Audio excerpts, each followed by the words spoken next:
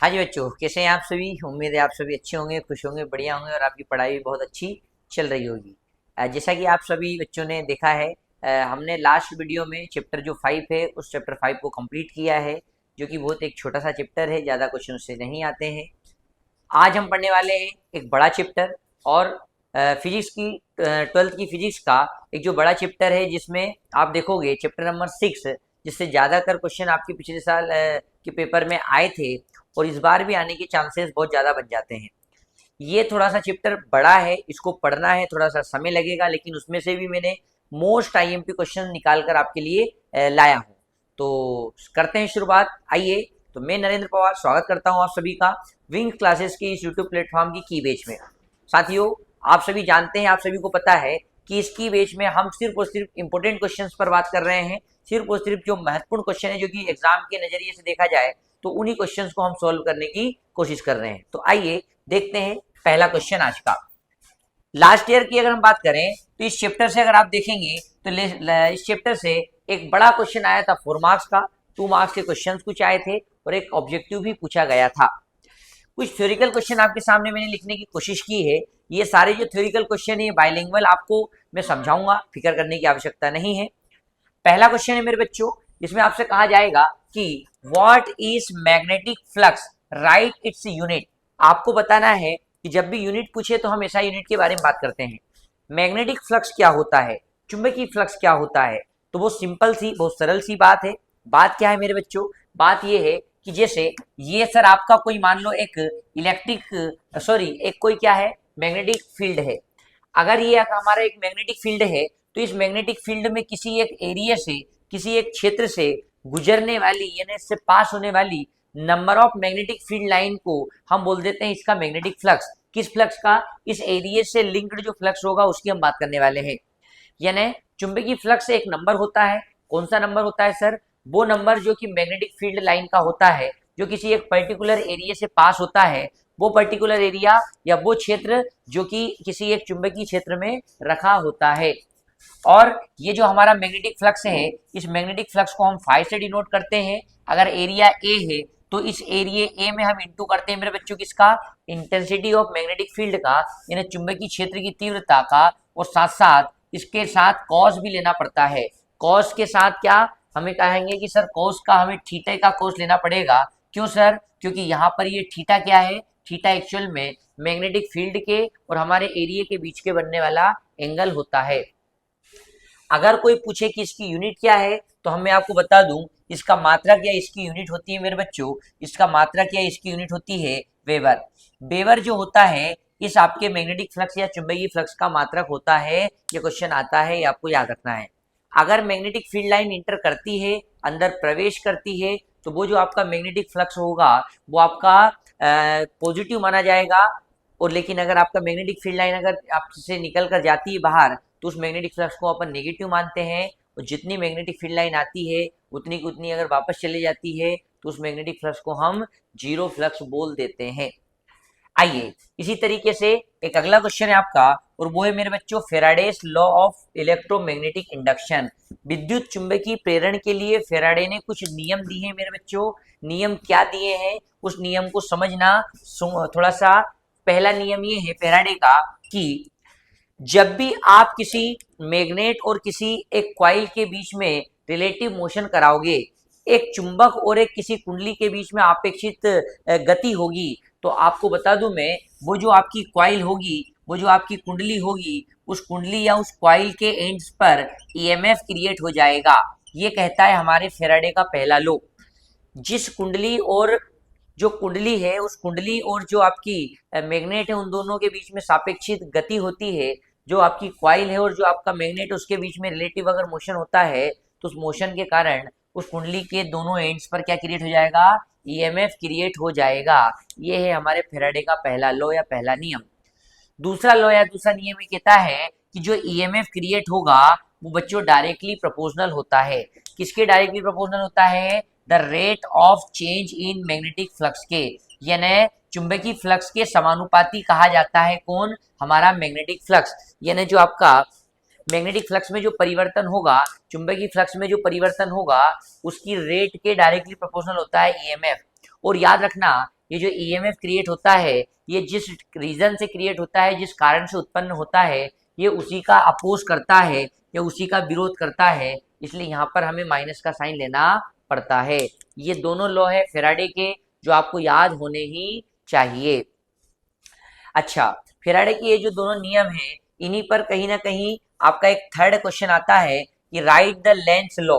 Length का नियम क्या कहता है?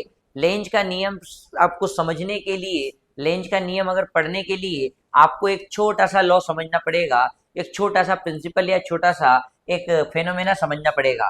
कौन सा फेनोमेना सर? वो फेनोमेना है मेरे बच्चों ये व्हाट इज इलेक्ट्रोमैग्नेटिक इंडक्शन या चुंबकीय प्रेरण, विद्युत चुंबकीय प्रेरण किसे कहा जाता है?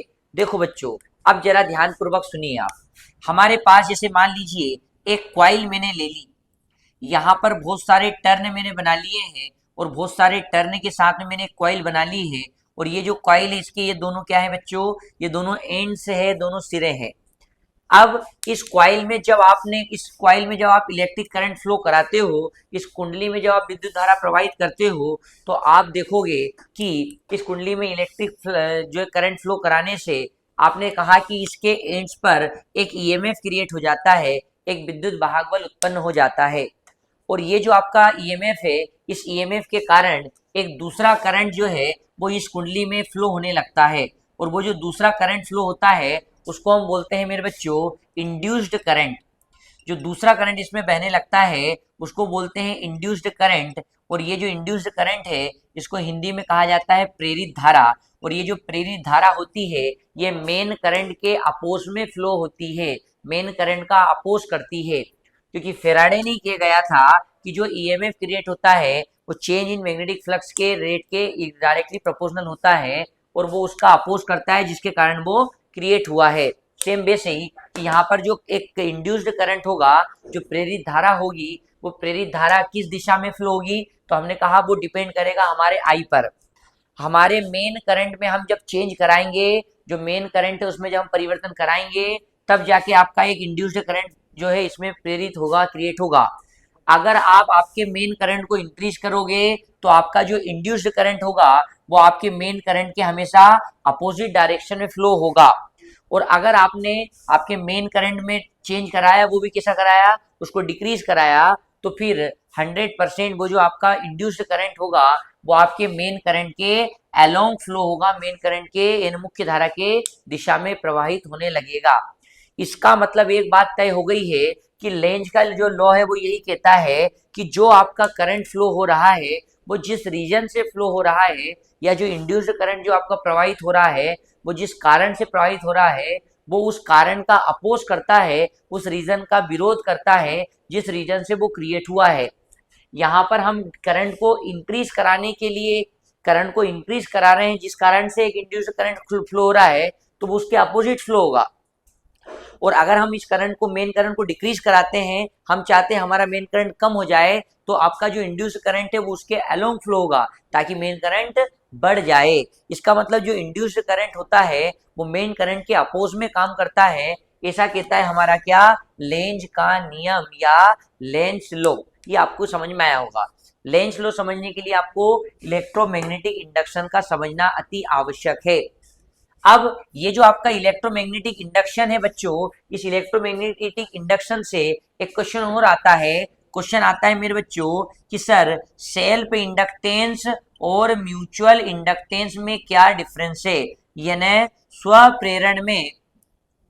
स्वप्रेरण में और अन्योन्य प्रेरण में क्या अंतर होता है। तो मैं आपको बता दूं सेल्फ इंडक्टेंस किसके लिए है। मान लीजिए हमने क्या बना लिया, मान लीजिए हमने एक सोलेनोइड बना लिया। अगर ये एक सोलेनोइड है तो इसके ऊपर बहुत सारे टर्न बना लिए, और हमने कहा कि सर ये प्राइमरी है, ये हमारा प्राइमरी सोलेनोइड है। अच्छा, दूसरा क्या है, इसी के पास में हमने क्या किया, प्राइमरी और सेकेंडरी वर्ड कहाँ यूज होता है, तो हमने कहा सर प्राइमरी या सेकेंडरी वर्ड तो यूज होगा कहाँ पर? म्यूचुअल में। सेल्फ में ऐसा कुछ नहीं होता। सेल्फ इंडक्टेंस की खासियत ये है कि यहाँ पर सिर्फ एक ही कॉइल रहेगी या एक ही सोलेनोइड रहेगा। परिनालिका के लिए भी आप निकाल सकते हो, कुंडली के लिए भी आप निकाल सकते हो। जब एक ही सोलेनोइड में या एक ही परिनालिका में आप मेन करंट फ्लो कराते हो और उसी मेन करंट के कारण एक दूसरा इंड्यूस्ड करंट उसी में क्रिएट हो जाता है, तो इस फेनोमेना को हम सेल्फ इंडक्टेंस बोल सकते हैं। और यहाँ पर सेल्फ इंडक्शन जो ये फेनोमेना है, यहाँ से एक सेल्फ इंडक्टेंस भी आता है, स्व प्रेरकत्व भी आता है, जिसकी यूनिट होती है हेनरी। हेनरी हमारे सेल्फ इंडक्टेंस की यूनिट है, जिसको हम बोलते हैं कैपिटल एल। ऐसे ही म्यूचुअल इंडक्शन में भी ऐसे ही होता है बच्चों। म्यूचुअल इंडक्शन में बस एक की जगह अब दो कॉइल रहेगी, एक सोलेनोइड की जगह दो सोलेनोइड रहेंगे, एक परिनालिका की जगह दो परिनालिका रहेगी, जिसमें ये जो है ये आपकी प्राइमरी सोलेनोइड है, जबकि ये आपका क्या है, सेकेंडरी सोलेनोइड है।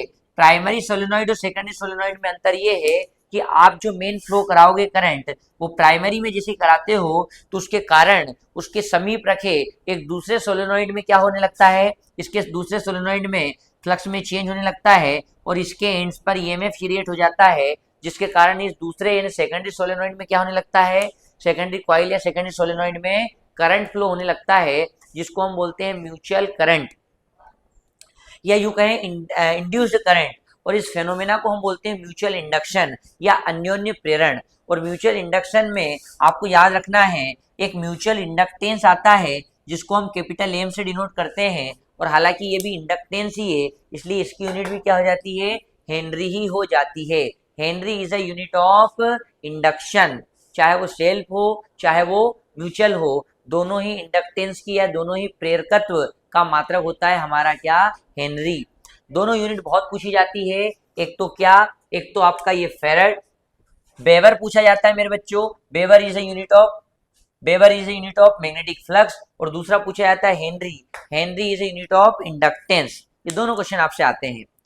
मैंने आपको पता हो तो 4 चैप्टर में एक क्वेश्चन कराया था कि जब दो करंट कैरिंग कंडक्टर को आप पास पास रखते हैं तो आप देखोगे कि इनमें जब करंट फ्लो होने लगता है, करंट जब फ्लो होता है तो फिर इसमें एक फोर्स अप्लाई होता है।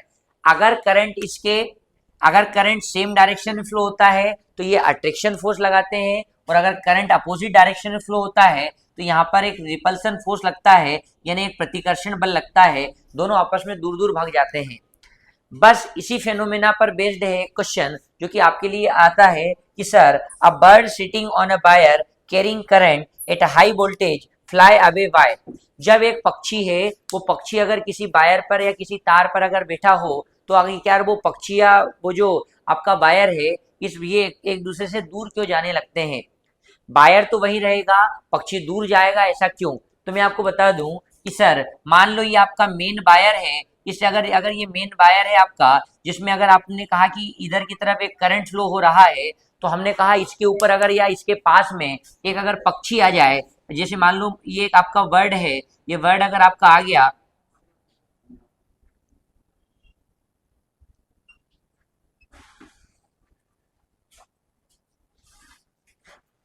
ये बर्ड जैसे मान लो आपका आ गया, तो फिर क्या होगा।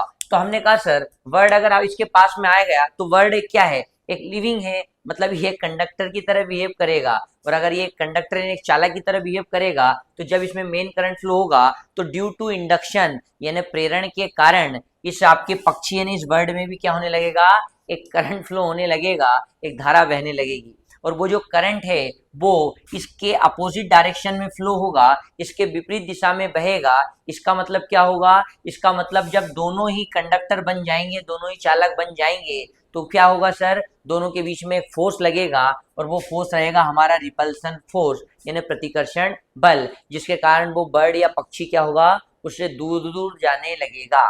ये इसका रीजन है, इसका कारण है। इसमें दो चीजें लगती है, पहला तो क्या, एक तो लगता है म्यूचुअल इंडक्शन का फेनोमेना यानी अन्योन्य प्रेरकत्व का ये एक तो घटना अप्लाई होती है, और दूसरा है रिपल्सन फोर्स लगता है, प्रतिकर्षण बल लगता है। ये जितने भी आपको क्वेश्चन मैंने समझाए हैं, ये क्वेश्चन सारे आपके लिए इंपॉर्टेंट है, आप इनको याद करेंगे ऐसी आपसे उम्मीद है। पहला आपको मैग्नेटिक फ्लक्स को कंप्लीट कर लेना है, दूसरा फेराडे के लॉ को आपको किसी भी हालत में कंप्लीट कर ही लेना है, तीसरा मेरे बच्चों लेंस लॉ को भी आपको कंप्लीट कर लेना है, फेराडे के दोनों लॉ कंप्लीट कर लेने हैं, और चौथा है आपका क्या कि इलेक्ट्रोमैग्नेटिक इंडक्शन की डेफिनेशन और सेल्फ और म्यूचुअल इंडक्शन में डिफरेंस क्या है वो आपको कंप्लीट कर लेना है। और आखिरी वाला जो लास्ट वाला क्वेश्चन मैंने आपको बताया वो आपको याद कर लेना है। सर कहाँ से याद करें? तो हमने कहा आप जाइए विंग्स क्लासेस की इंस्टाग्राम आईडी पर, वहां पर आप हाईलाइट में देखेंगे तो आपको दिखेगा फिजिक्स। फिजिक्स में आप देखोगे चैप्टर नंबर 6, और इस चैप्टर नंबर 6 के जितने भी थ्योरिकल क्वेश्चन है वहां पर आपको अवेलेबल हो जाएंगे। तो उम्मीद है आप लोगों को ये वीडियो पसंद आया होगा। अगर पसंद आया तो वीडियो को लाइक करें, चैनल को अगर सब्सक्राइब नहीं किया है तो चैनल को सब्सक्राइब कर लें और बेल आइकन को दबा लें। बाकी जो डेरिवेशन या न्यूमेरिकल क्वेश्चन इससे रिलेटेड अगर हैं तो हम उनको कवर करेंगे नेक्स्ट वीडियो में। इसमें सारे थ्योरिकल क्वेश्चन थे जो कि आपके लिए महत्वपूर्ण है, वेरी इंपॉर्टेंट है। उम्मीद है आप इनको कंप्लीट जरूर कर लेंगे। मिलते हैं अगले वीडियो में, तब तक के लिए bye bye. Thank you so much.